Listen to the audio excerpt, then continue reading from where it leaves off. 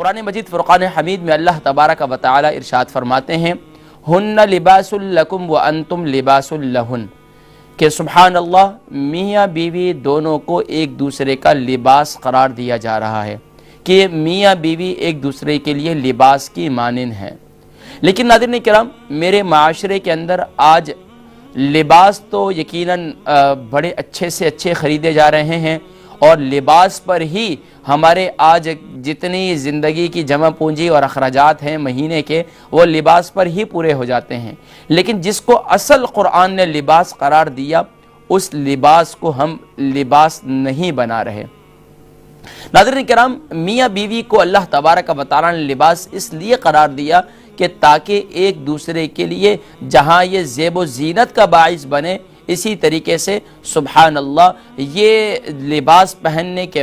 بعد اپنے آپ کو ایک پرسکون اور ایک زندگی میں طمانینت اور سکون بھی انہیں محسوس ہو۔ جب ظاہری بات ہے انسان خوشنما لباس پہنتا ہے اور اچھا لباس پہنتا ہے تو فطری طور پر اسے خوشی حاصل ہوتی ہے اور فطری طور پر وہ بہت اپنے آپ کو اچھا فیل کرتا ہے۔ اسی طریقے سے بعینہ بلا تمثیل و تشبیہ، جب میاں بیوی ایک دوسرے کا لباس بنتے ہیں تو ایک دوسرے کے لیے سکون کا باعث بنتے ہیں، ایک دوسرے کے لیے سبحان اللہ ایک دوسرے کی آنکھوں میں خوشنما بھی نظر آتے ہیں۔ لیکن اگر ایک دوسرے کے لیے لباس نہ بنے تو یقیناً ناظرین کرام پھر آج میرے معاشرے کے اندر کیا ہو رہا ہے، یہ سب میرے اور آپ کے سامنے موجود ہے کہ آج بیویاں اپنے شوہروں کی خامیاں بیان کرتی ہیں اور شوہر اپنی بیویوں کی خامیاں بیان کرتے ہیں۔ بہت کم ایسے شوہر آپ کو ملیں گے جو اپنی بیویوں کی تعریفات کریں گے یا اپنے بیویوں سے متعلق یہ کہیں گے کہ نہیں میری بیوی بہت زیادہ خدمت گزار ہیں، میری بیوی بہت زیادہ جو ہے سبحان اللہ بچوں کی تربیت کے معاملے کے اندر، بچوں کی تعلیم و تعلم کے معاملے کے اندر، گھر کے صفائی ستھرائی کے معاملے کے اندر وہ سبحان اللہ اگر ان کو کہا جائے شوہر صاحب کو کہ آپ اپنی بیوی کو کتنے نمبر دیں گے تو وہیں سے اندازہ کر لیں کہ کیا معاملہ ہے۔ چلیں اگر وہ نمبر نہ بھی دیں تو کم سے کم ان کی زبان سے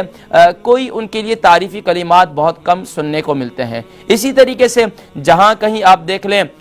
بیویاں ہیں تو بیویاں بھی اپنے شوہروں کی بہت کم تعریف کرتے ہوئے نظر آتی ہیں۔ ہاں اگر کسی موقع پر بیگم صاحبہ کو خوش کر دیا، شاپنگ کرا دی یا ان کی تمنا اور آرزو کی کوئی چیز انہیں دلوا دی تو یقیناً بیگم صاحبہ بہت خوش ہوتی ہیں اور اس وقت ان کے چہرے پر مسکراہٹ ہوتی ہے۔ لیکن اس کے علاوہ بہت کم بیویاں ایسی ہوں گی کہ جو اپنے شوہر کی غیر موجودگی کے اندر اپنی امی سے، اپنی بہنوں سے، اپنے بھائیوں سے، اپنی سہیلیوں سے اپنے شوہروں کی تعریف کرتی ہوں گی۔ ناظرین کرام، آخر یہ معاشرے کے اندر یہ میں سب کی بات نہیں کر رہا، لیکن جنرلی طور پر آج میرے معاشرے کے اندر بہت کم چیدہ گھر اگر آپ ان کو تلاش کریں گے، اگر آپ اپنے خاندان میں نظر دوڑائیں، اپنے بہن بھائیوں میں نظر دوڑائیں تو آپ کو بہت کم ایسے شوہر اور بہت کم ایسی بیگمات نظر آئیں گی کہ جو بعینہ جن کو اللہ تبارک و تعالی لباس قرار دے رہے ہیں واقعتاً وہ لباس ایک دوسرے کا نہیں بن رہے۔ تو ناظرین کرام، اس پروگرام کے اندر جہاں ہم ازدواجی زندگی سے متعلق اس بات کی طرف توجہ دلایا کرتے ہیں کہ جہاں میاں بیوی کے درمیان لڑائی جھگڑے ہیں اور ناچاقیاں ہیں اور بات جو ہے وہ طلاق تک اور خلا تک پہنچ چکی ہے، آخر یہ طلاق تک اور خلا تک نوبت اتنی جلدی کیوں پہنچتی ہے اور اتنی جلدی کیوں پہنچ رہی ہے آج کے دور کے اندر، تو یقیناً وہ وجوہات ہم تلاش کرتے ہیں اور انہی وجوہات کو ڈسکس کر کے اپنے معاشرے کے اندر وہ جوڑے جن کے درمیان میں لڑائی جھگڑے ہیں یا ناراضگی ہے تو ان کے درمیان پیار و محبت، اتحاد و اتفاق کی پرفضا قائم کرنے کی کوشش کرتے ہیں تاکہ دونوں کے درمیان جو ہے پیار و محبت، اتحاد و اتفاق قائم ہو جائے۔ ناظرین کرام، وہیں پر اس پروگرام کے اندر اس بات کی طرف بھی توجہ دلاتے ہیں، خاص طور پر وہ مائیں، وہ والدین جو اپنے بچوں کی شادیاں کرنے جا رہے ہیں تو اپنے بچوں کی شادیاں کرنے میں کن باتوں کا خیال رکھیں، اور خاص طور پر ہم نے پچھلے پروگرام میں باقاعدہ اس بات کا ذکر کیا تھا کہ خطبہ نکاح کی وضاحت دیکھیں الحمدللہ میں نے اس بات کا پہلے بھی ذکر کیا تھا کہ جتنی مائیں جتنے بزرگ جو اس وقت ٹی وی اسکرین کے جانب موجود ہیں، یقیناً جن کا نکاح ہو چکا ہے، جوڑے بن چکے ہیں، آخر نکاح ہوا ہے، لیکن انہیں یہ بھی معلوم ہے کیا نکاح کے وقت جو خطبہ نکاح پڑھا جاتا ہے کیا وہ برکت کے لیے پڑھا جاتا ہے یا واقعتاً اس خطبہ نکاح کے اندر اللہ کے نبی صلی اللہ علیہ وسلم نے کوئی پیغام بھی دیا ہے؟ لیکن ناظرین کرام اس پیغام کو کتنے لوگ سمجھتے ہیں یا کتنے لوگ اس کو سنتے ہیں یا کتنے لوگ اس پر عمل کرتے ہیں؟ ناظرین کرام آج میرے معاشرے کے اندر خطبہ نکاح کو ایک برکت کے لیے تو پڑھا جاتا ہے، ایک سنت سمجھ کر تو پڑھا جاتا ہے، لیکن واقعتاً جو اس میں پیغام ہے اس پیغام کو دونوں خاندان والے سنجیدگی کے ساتھ غور و فکر کے ساتھ کہیں نہیں سنتے۔ آپ دیکھ لیجئے آج جس معاشرے میں آپ جی رہے ہیں اسی معاشرے میں بھی جی رہا ہوں، وہاں میں نے بھی کئی نکاح پڑھائے ہیں، آپ بھی کئی نکاحوں میں شرکت کی ہوگی، خاندان کے اعزاء قارب کے نکاحوں میں شرکت، شادی بیاہ میں شرکت کی ہوگی، نکاح کے موقع پر شرکت کی ہوگی، تو وہاں کیا ہوتا ہے کہ بڑی مشکل سے ایک ترتیب ہوتی ہے، حالانکہ اصول تو یہ ہے کہ نکاح ایک عظیم عبادت ہے، اس عظیم عبادت کی ادائیگی کے لیے پراپر اہتمام ہو۔ اب وہاں پر بس اوقات یہ ہوتا ہے کہ قاضی صاحب کی یا تو کرسی نہیں ہوتی ہے یا قاضی صاحب کے لیے جگہ نہیں ہوتی ہے، دو گواہ وہ بیچارے وہ بھی کھڑے ہوتے ہیں یا ان کے لیے جلدی جلدی کرسی منگا لی جاتی ہے، یا پھر ایسا کیا جاتا ہے کہ وہ گواہ جو ہے وہ پتہ ہی نہیں ہوتا ان گواہوں کو کہ بھئی ہم گواہ بھی ہیں یا نہیں ہیں۔ یہاں تک کہ اگر مجلس میں بھی نکاح پڑھایا جاتا ہے تو 10 سے 12 15 20 افراد جو سامنے کھڑے ہوتے ہیں تو یہ سامنے نکاح کے، کیونکہ اسٹیج آج کل ہمارے ہاں اسٹیج سسٹم بھی بڑا ہو گیا، اور اسٹیج سسٹم میں کیا ہو گیا کہ پبلک سے اتنے کٹے ہوئے ہوتے ہیں کہ وہاں کھانوں کی ٹیبلوں میز پر بیٹھے ہوئے ہیں اور نکاح یہاں ہو رہا ہے، یہاں پتہ ہی نہیں ہے کہ نکاح کیسا ہوا کیا ہوا، اچھا بھائی ہو گیا وہ نکاح الحمدللہ، قاضی صاحب جلدی جلدی نکلے یہاں سے باہر اور پھر ڈھوم ڈھماکے اور وہی گانے باجے اور یہ سب کچھ، کیونکہ ہم نے نکاح کو عبادت نہیں سمجھا، نکاح کو ہم نے واقعتاً نکاح نہیں سمجھا، ہم نے صرف اس کو برکت کے لیے ایک سمجھا ہے۔ آج میرے معاشرے کے اندر جب ہم نے اس کو صرف برکت کے لیے سمجھا ہے تو میں نے پچھلے پروگرام میں بھی اس بات کی طرف توجہ دلائی تھی، تو پھر کیا ہوتا ہے کہ کچھ زندگی کی وہ نکاح کی برکت جو ہے کچھ مہینے تک ساتھ رہتی ہے، اس کے بعد جب وہ نکاح کی برکت ختم ہو جاتی ہے اور پھر وہ کیا صورتحال ہوتی ہے۔ یہ بطور میں نے ایک بطور ذوق کے اور بطور ایک آج کے معاشرے کو سامنے رکھتے ہوئے میں نے اس بات کی وضاحت کی ہے، اس لیے کہ آج میرے معاشرے کے اندر اگر خطبہ نکاح کو سمجھ لیتے تو دونوں خاندان تو ان کے درمیان جو ہے نفرتیں نہیں ہوتی، بدگمانیاں نہیں ہوتی، دونوں چھوٹی چھوٹی باتوں پر لڑائی جھگڑے نہ ہوتے، بلکہ دونوں کے درمیان پیار و محبت، اتحاد و اتفاق قائم ہوتا۔ لیکن ہم نے خطبہ نکاح کو اہمیت نہیں دی، جب ہم نے اللہ کے رسول صلی اللہ علیہ وسلم کے پیغام کو اہمیت نہیں دی اپنی زندگی کے اندر، تو اس زندگی کے اندر خوشیاں پھر دائمی نہیں بنی، اس زندگی کے اندر خوشیاں دائمی نہیں بنی۔ سچ مجھے بتائیے کہ میں نے پچھلی دفعہ بھی سوال کیا تھا کہ میرے اتنے اس وقت ٹی وی اسکرین کے سامنے میں جوڑے بیٹھے ہوئے ہوں گے، اپنے آپ سے مخاطب ہو اور اپنے بارے میں سوچیں کیا میرا نکاح ہوا تھا، نکاح کے موقع پر جو خطبہ پڑھا تھا کیا مجھے یہ بھی معلوم ہے کہ وہ کون کون سی آیات پڑھی گئی تھی؟ کیا مجھے یہ بھی معلوم ہے کہ اس نکاح کی ان آیات کے اندر مجھے کیا پیغام دیا گیا تھا، دلہن کو کیا پیغام دیا تھا، دولہے کو کیا پیغام دیا تھا، دولہے کے خاندان والے کو کیا پیغام دیا گیا تھا، دلہن کے خاندان والے کو کیا پیغام دیا تھا؟ کیا واقعتاً وہ پیغام آپ کو کچھ یاد ہے؟ پتہ ہی نہیں ہوگا۔ آپ پوچھ لیجئے، ججمنٹ کیجئے، اپنے بارے میں ججمنٹ کریں، اپنی بچیوں کے بارے میں ججمنٹ کریں، اپنے بچوں کے بارے میں ججمنٹ کریں۔ اس وقت آپ پوتے پوتیوں والے، نواسے نواسیوں والے ہوں گے۔ یقین جانیے کہ میں آج کے معاشرے کو سامنے رکھتے ہوئے جب میں ان حالات کو دیکھتا ہوں کہ یار ہم لوگ کیا کس ڈگر پر چل رہے ہیں، ہم نے ہر ایک چیز کو ایک رسم بنا دی ہے، ہم نے ایک رسم بنا دی ہے اور ہم اس کی حقیقت سے آشنا نہیں ہو رہے۔ جب ہم حقیقت سے آشنا نہیں ہو رہے تو پھر ہماری زندگیوں کے اندر وہ حقیقتاً خوشی جو دائمی خوشی ہے وہ ہمیں میسر نہیں آ رہی۔ تو اس لیے ناظرین کرام پچھلے پروگراموں میں شاید آپ کو یاد ہو کہ میں نے دو آیات خطبہ نکاح کی، دو آیات مبارکہ کی میں نے وضاحت کی تھی۔ ایک تو بسم اللہ الرحمن الرحیم یا ایھا الذین آمنوا اتقوا اللہ حق تقاتہ ولا تموتن الا وانتم مسلمون، اس آیہ مبارکہ کی میں نے وضاحت کی تھی، شاید آپ کو یاد ہو، اگر یاد نہیں تو پھر آپ اس آیہ مبارکہ کا ترجمہ ضرور دیکھ لیجئے گا۔ دوسری آیہ مبارکہ کا میں نے وضاحت کی تھی، وہ ہے سورہ احزاب کی آیت یا ایھا الذین آمنوا اتقوا اللہ وقولوا قولا سدیدا یصلح لکم اعمالکم ویغفر لکم ذنوبکم ومن یطع اللہ ورسولہ فقد فاز فوزا عظیما۔ اس آیہ مبارکہ کی میں نے وضاحت کر چکا ہوں اور بڑی ڈیپلی میں نے اس کی وضاحت کی تھی۔ ناظرین کرام، ایک اور آیہ مبارکہ پڑھی جاتی ہے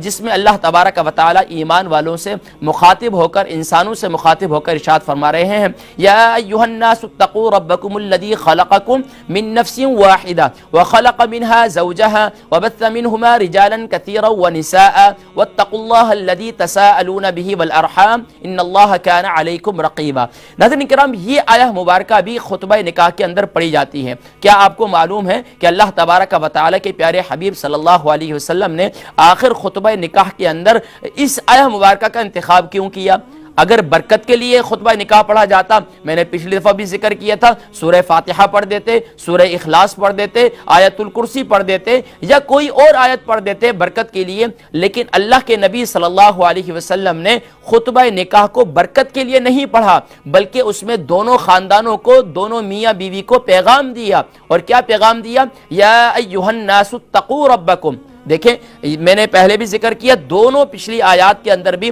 اللہ تبارک و تعالی کے پیارے حبیب صلی اللہ علیہ وسلم نے اتقوا اللہ کے کلمات کا انتخاب کیا۔ کیوں؟ کہ سب سے پہلے اس بات کی طرف توجہ دلائی دونوں خاندانوں کو، اتقوا اللہ، اللہ سے ڈرو، اتقوا ربکم، اللہ سے ڈرو، اللہ سے ڈرو۔ دیکھیں، اگر ہمارے دلوں کے اندر اللہ کا خوف نہیں ہوگا تو پھر ہم جھوٹ بھی بولیں گے، پھر ہم فراڈ بھی کریں گے، پھر جو ہے بدگمانیاں بھی، پھر ہمارے درمیان بدگمانیاں بھی ہوں گی، بد اعتمادیاں بھی ہوں گی، اور یہاں تک کہ پھر نفرتیں بھی ہوں گی، اور پھر یہاں تک کہ کچھ ہی عرصے کے بعد پھر معاملات، حتیٰ کہ کئی موقعوں پر دیکھا کہ شادی بیاہ کے موقع پر ہی دونوں خاندان والے لڑائی جھگڑے کا شکار ہو جاتے ہیں۔ وہ تھوڑی چھوٹی سی بات پر ایک دوسرے سے ناراض ہو جاتے ہیں، وہ بولتے ہیں کہ اب جان چھڑاؤ، بس نکاح کر دو، بس نکاح کر دو، بس اب چھٹی ہو جائے۔ اور وہی جو ناراضگی ہوتی ہے، جو شادی کے موقع پر چھوٹی چھوٹی سے ناراضگیاں ہو جاتی ہیں، وہ شادی کے بعد بھی بڑی بن جاتی ہیں، اور 3-4 مہینے کے بعد جو ہے دونوں خاندان جو ہے الگ ہو جاتے ہیں، اس لیے کہ ہم نے قرآن کریم کے اسلوب اور قرآن کریم کے پیغام کو پس پش ڈالا تھا، ہم نے خطبہ نکاح کو سمجھا ہی نہیں تھا۔ اب اللہ تبارک و تعالی اس آیہ مبارکہ کے اندر کیا ارشاد فرما رہے ہیں؟ یا ایھا الناس اتقوا ربکم، اے انسانوں اللہ سے ڈرو، اتقوا ربکم، اپنے رب سے ڈرو۔ یا ایھا الناس اتقوا ربکم الذی خلقکم، وہ رب جس نے تمہیں پیدا کیا، من نفس واحدہ، ایک نفس سے۔ دیکھیں، آدم علیہ السلام جنت میں اکیلے تھے، اللہ تبارک و تعالی نے سبحان اللہ وخلق منها زوجها، پھر اللہ کریم نے ان کے لیے سبحان اللہ زوجہ کو تخلیق کیا، اور سبحان اللہ حوا سلام اللہ علیہا ان کی نکاح میں آئی، اور پھر اس کے بعد نکاح ہوا۔ پھر آگے اللہ تبارک و تعالی ارشاد فرماتے ہیں واتقوا اللہ الذی تساءلون به والارحام۔ اب اس آیہ مبارکہ کے اندر اللہ تبارک و تعالی خاندان کے متعلق، رشتہ داروں سے متعلق، ارحام سے متعلق، جو آپ کے محارم رشتے ہیں ان سے متعلق محارم رشتے ہیں، ان کے متعلق آپ کو بتلا رہے ہیں کہ واتقوا اللہ، ڈرتے رہو۔ اس کس کے بارے میں؟ الذی تساءلون به والارحام، اپنے خاندان کے بارے میں، رشتہ داروں کے بارے میں۔ ہاں، آج ہمارے یہاں یہ ہے کہ ہم شادی کر رہے ہیں، ہم اپنی شادی میں وی ڈونٹ بادر، کوئی آتا ہے آئے، نہیں آتا نہ آئے، ہم نے دعوت دے دی ہے بھائی، ہم نے اپنے بیٹے کی شادی کر رہے ہیں، چاہے کسی کو، بہن کو نہیں بلا رہی، بھائی کو نہیں بلا رہا، یہاں تک کہ خاندانوں میں آپس میں ناراضگیاں ہو رہی ہیں، بھائی کے بیٹے کی شادی ہوتی ہے پوچھتے ہی نہیں ہے، بہن کی بیٹی کی شادی ہوتی ہے پوچھتے ہی نہیں ہے، خاندان ایک علاقے میں، ایک محلے میں، ایک بستی میں رہتے ہیں، یہاں تک کہ کتنی کیفیت محسوس ہوتی ہے، ایک بچے کو ایک چاچو بچپن سے پروان ہوتے ہوئے چڑھتے ہوئے دیکھتے ہیں، ایک ماموں اپنے بھتیجے کو بچپن سے دیکھتے ہیں، لیکن جب وہ بچپن سے جوان ہو جاتا ہے، خوشی کے لمحات اسے آتے ہیں، اور خوشی کے لمحے میں پھر وہ ناراضگیاں بڑھ جاتی ہیں، اور یہاں تک کہ ایک دوسرے کو پوچھتے نہیں، بڑوں کی ناراضگیاں، یہ بھی ایک بہت بڑا مسئلہ ہے۔ تو اللہ کریم اس معاملے میں کہہ رہے ہیں واتقوا اللہ الذی تساءلون به والارحام ان اللہ کان علیکم رقیبا۔ یاد رکھو، ہو سکتا ہے دنیا میں تم دھوکہ دہی، فراڈ سے، جھوٹ فریب سے تم سارے معاملات کر دو، لیکن رب العالمین ان اللہ کان علیکم رقیبا، یاد رکھو وہ رب العالمین وہ ذات ہے جو رقیب ہے، جو رقیب، وہ جاننے والا ہے تمہارے سارے معاملات کو۔ دیکھیں، میں نے اب آج 3 آیات کی وضاحت کر لی۔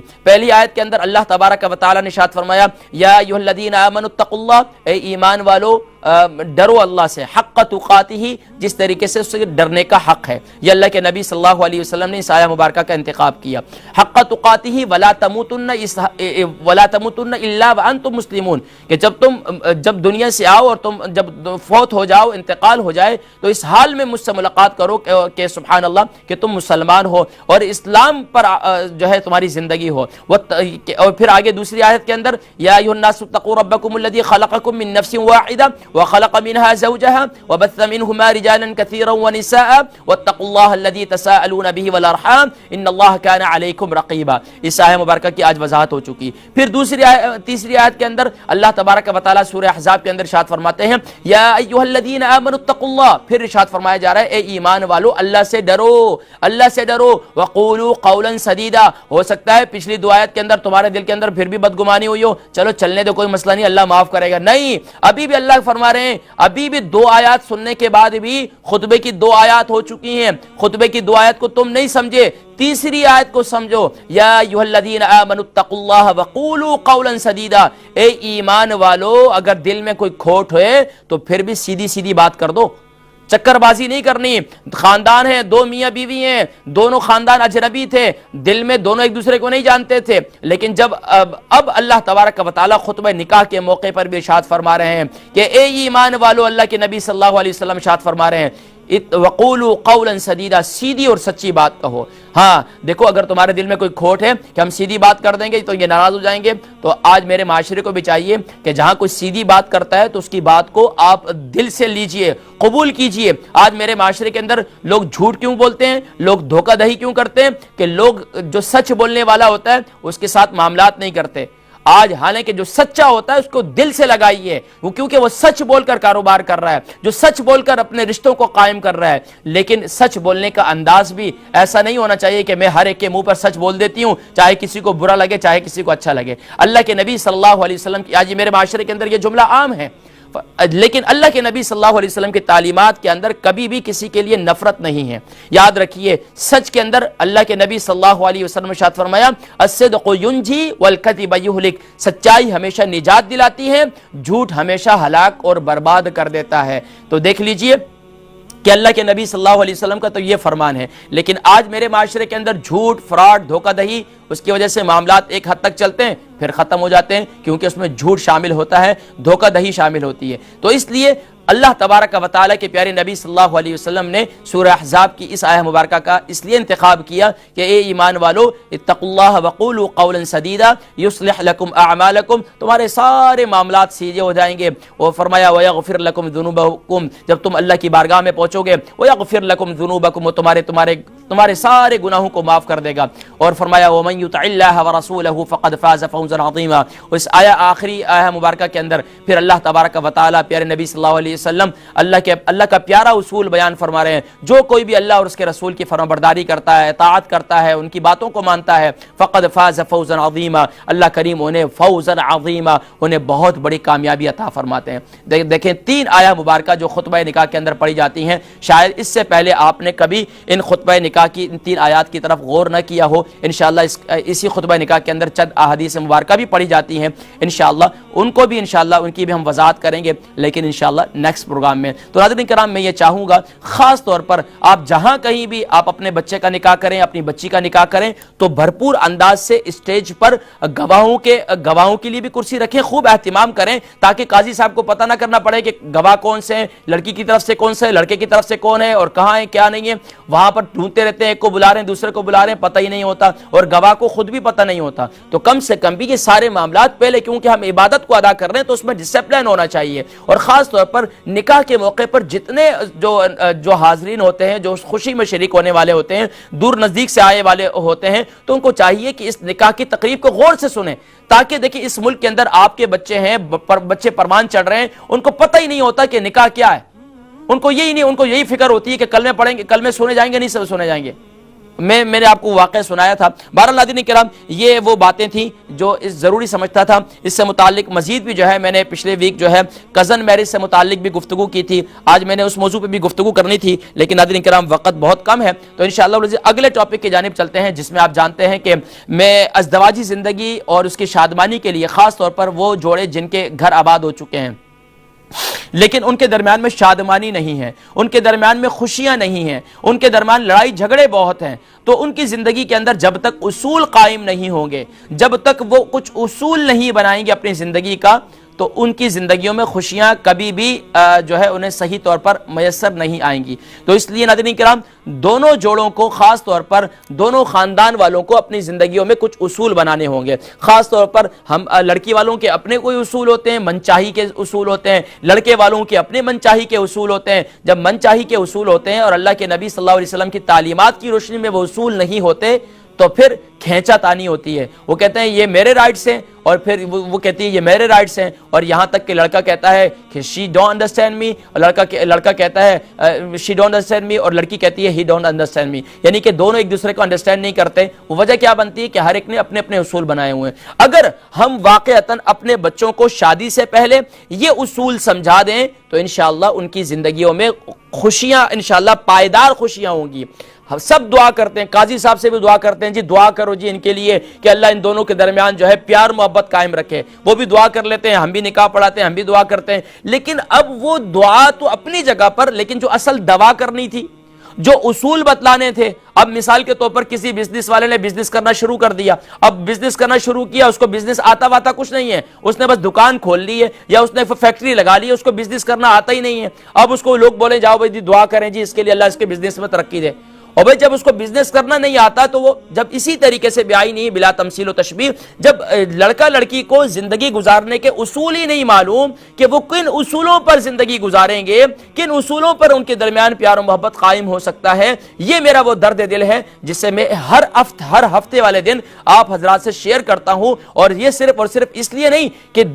یہ کہ میرے معاشرے کے اندر خاص طور پر جب میں جاتا ہوں نکاح کے موقع پر، جب میں جاتا ہوں شادیوں میں، جب حالات کو دیکھتا ہوں تو دل میرے خون کے آنسو سے روتا ہے کہ دیکھو یار یہ لوگوں نے کتنا خرچہ کر کے، کم سے کم بھی یوکے کے اندر جو میں نے شادیاں دیکھی آج تک، وہ ایک تو گاڑیوں کی رینٹ کی گاڑیوں سے لے کر،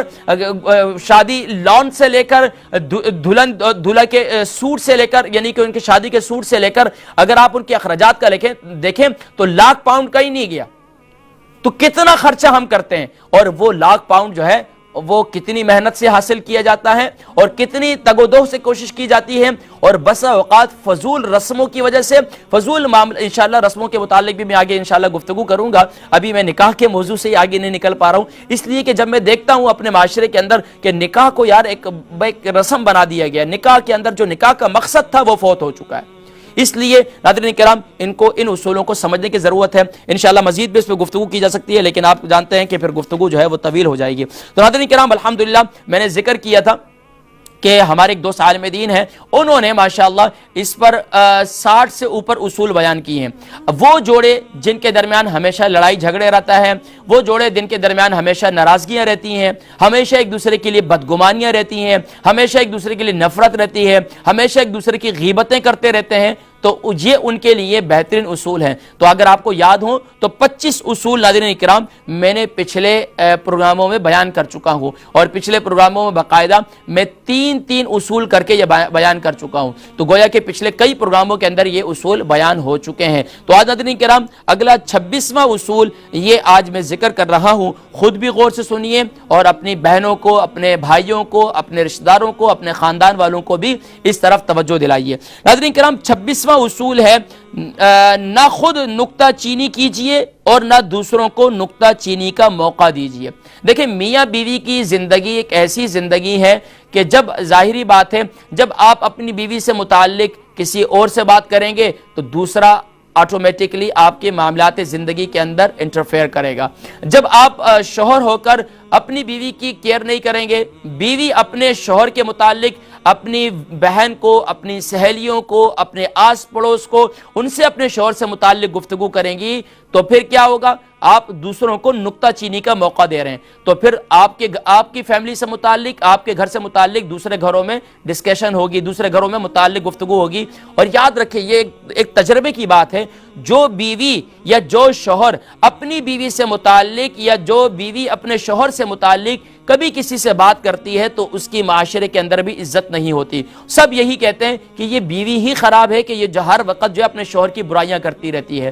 اور وہ شوہر کے بارے میں بھی کہتے رہتے ہیں کہ اس کی بیوی اتنی اچھی ہے اور یہ ہمیشہ اپنی بیوی کی برائیاں ہی کرتا رہتا ہے. تو اس لیے ناظرین کرام یہ ایک اصول بنا لیجئے کہ نہ خود نکتہ چینی کیجئے اور ہر بات میں گھر میں بیوی کے ساتھ نکتہ چینی کہ تم ایسا نہیں کرو, ایسا کرو, ایسا نہیں کرو, ایسا کرو. دیکھیں ہر انسان آخر کبھی بھی آپ اس کو زیادہ نوک جھوک کریں گے تو آپ اپنے بچہ بھی ہے نا, اولاد بھی ہے, تو وہ بھی آپ سے فیڈ اپ ہو جائے گا. تو نکتہ چینی استاد بھی ہے نا, اگر میں ابھی مثال کے طور پر میں یہاں قرآن پڑھاتا ہوں, اگر میں اپنے ہر کالر کو ہر آیت پہ ہر لفظ پر اس کو روکنا شروع کر دوں یا ہر روزانہ اسے ٹوکنا شروع کر دوں تو کیا ہوتا ہے, بس اوقات چشم پوشی کرنی پڑتی ہے, بس اوقات غلطی پر ان کو تھوڑا سا موقع دینا پڑتا ہے. یہ ایک ساری نفسیات کا معاملہ ہوتا ہے اور تھوڑی سی اپنی عادات کو بھی چینج کرنا پڑتا ہے. تو اس لیے ناظرین کرام یہ اصول بنا لیجئے, میاں بیوی دونوں نہ خود نکتہ چینی کیجئے اور نہ دوسروں کو نکتہ چینی کا موقع دیجئے.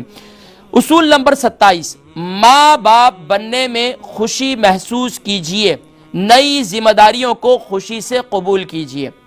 ہمارے معاشرے کے اندر یاد رکھیے آج اولاد کو ایک بوجھ سمجھا جاتا ہے, اور پھر جب ماں باپ